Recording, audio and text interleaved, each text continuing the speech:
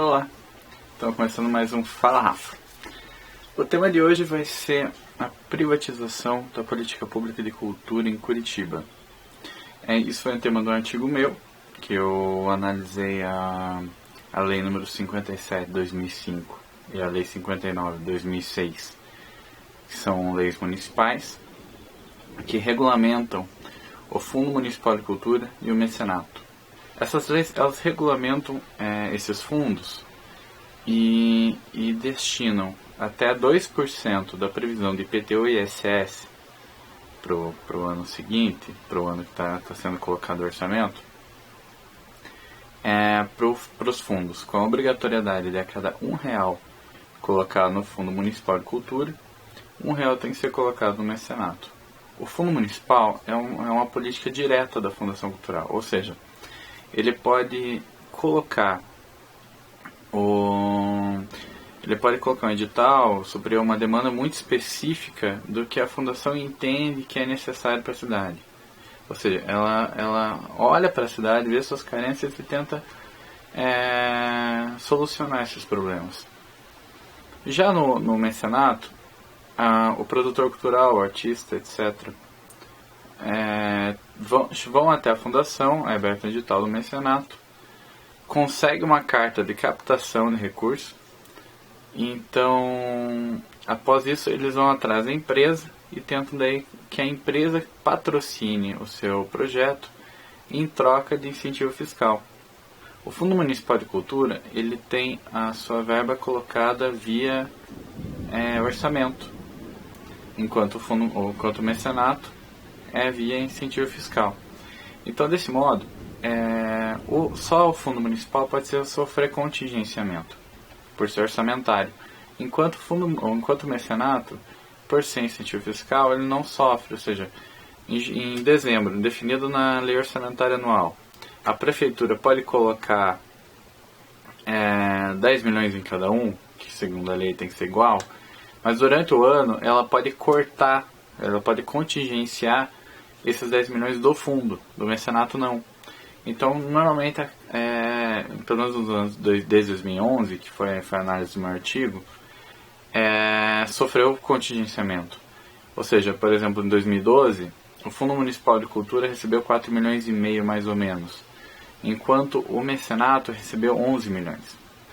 Então, essa prática de contingenciar o fundo e normalmente o mecenato receber muito mais dinheiro e ter uma segurança muito maior, e essa prática já está institucionalizada, né, no governo, leva a uma privatização da cultura. Ou seja, você está deixando o mercado decidir quais os projetos e o que é bom para a cidade. E qual que é o problema do mercado decidir? A distribuição desse dinheiro. Porque aonde que o mercado vai colocar o dinheiro? Vai colocar em projetos que atendam o interesse do mercado. Então, assim, dentro desse processo de colocar o projeto no mecenato, ele tem que pensar em como ele atrai essa empresa. Porque ele precisa mostrar para ela, olha, se você me patrocinar, você vai ter esse retorno de marketing, etc., da tua imagem. Atrelando o meu projeto à sua imagem, isso é bom. O problema é que isso afeta toda a política de produção cultural. Porque ele afeta em como o projeto é feito. A cultura popular, a cultura de bairro, a cultura periférica, normalmente são desprestigiados comparado a outras áreas. Se você contar o patrimônio, por exemplo, política material, de patrimônio material. Então, assim, quando você faz isso, o processo de produção é muito afetado. A pessoa vai ter que pensar desde o começo em como ele vai fazer esse projeto para atender o mercado.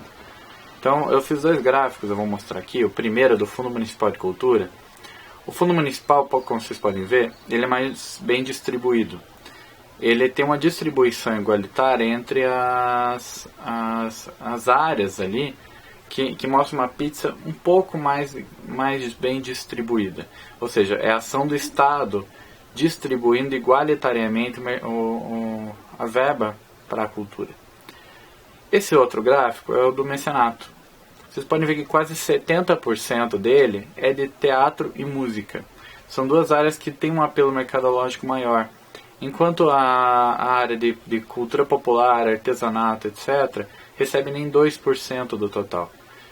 Então, eu procurei mostrar aqui como a importância do Estado, em detrimento do mercado, dentro de um investimento de política pública cultural. O Estado não pode deixar que o mercado assuma o controle do processo decisório do que deve ser investido na cultura. Curitiba, que repete o modelo do Brasil, que é um modelo colocado pelo Collor, incentivado pelo FHC, que coloca a empresa como carro-chefe da política cultural. Ele coloca o principal incentivador como a empresa, só que esquece de ver como ela interfere na cultura. E essa interferência é muito grave para o processo cultural, principalmente para a cultura popular. Ok? É isso, um vídeo rapidinho. Se quiser, se inscreve no canal. Semana que vem a gente vai falar sobre o histórico de políticas culturais no Brasil, começando com Vargas, ditadura militar, e vamos ver quanto que vai ficar o tamanho do vídeo, se eu vou dividir isso em partes ou faço toda a política cultural de uma vez só. Ok? Obrigado e até mais.